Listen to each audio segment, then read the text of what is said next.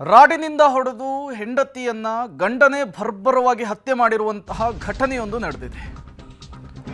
ರಾಡ್ನಿಂದ ಹೊಡೆದು ಮಹಿಳೆಯ ಭರ್ಬರ ಕೊಲೆ ಮಾಡಿರುವಂತಹ ಘಟನೆ ಇದು. ಗಂಡನಿಂದಲೇ ಕೊಲೆಯಾಗಿರುವಂತಹ ಶಂಕೆ ಪ್ರಾಥಮಿಕವಾಗಿ ವ್ಯಕ್ತವಾಗ್ತಾ ಇರುವಂಥದ್ದು. ಬನ್ನೇರುಘಟ್ಟ ರಸ್ತೆಯ ದೊಡ್ಡಕಮ್ಮನಹಳ್ಳಿಯಲ್ಲಿ ಈ ಘಟನೆ ನಡೆದಿರುವಂಥದ್ದು. 35 ವರ್ಷದ ಮೀನಾ ಕೊಲೆಯಾದಂತಹ ಮಹಿಳೆ ಅನ್ನೋದು ಗೊತ್ತಾಗ್ತಾ ಇದೆ.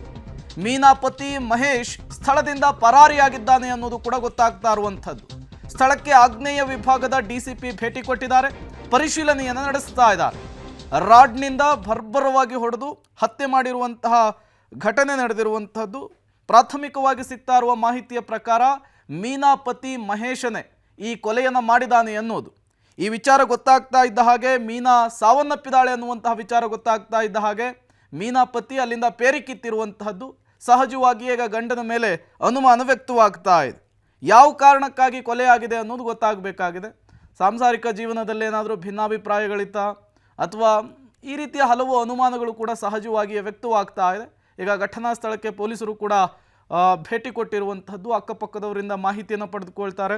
ಅವರ ಕುಟುಂಬಸ್ಥರಿಂದಲೂ ಕೂಡ ಮಾಹಿತಿಯನ್ನು ಕಲೆ ಹಾಕುವ ಕೆಲಸಕ್ಕೆ ಮುಂದಾಗ್ತಾರೆ.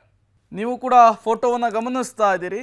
ಮೀನಾ ಅವರ ಪತಿ ಇವರೇ ಮಹೇಶ್ ಅಂಥೇಳಿ, ಇವರೇ ಕೊಲೆ ಮಾಡಿರಬಹುದು ಅಂಥೇಳಿ ಶಂಕೆಯನ್ನು ವ್ಯಕ್ತಪಡಿಸಲಾಗ್ತಾ ಇದೆ. ಪೊಲೀಸರು ಈಗಾಗಲೇ ಸ್ಥಳಕ್ಕೆ ಆಗಮಿಸಿದ್ದಾರೆ, ಇನ್ವೆಸ್ಟಿಗೇಷನನ್ನು ಆರಂಭಿಸ್ತಾರೆ.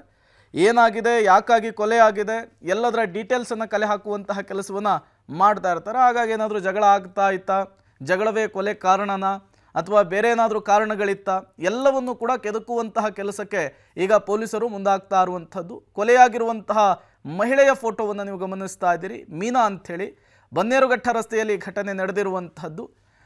ರಾಡಿನಿಂದ ಹತ್ಯೆ ಆಗಿದ್ದಾರೆ ಅನ್ನುವಂತಹ ವಿಚಾರ ಗೊತ್ತಾಗ್ತಾ ಇದೆ.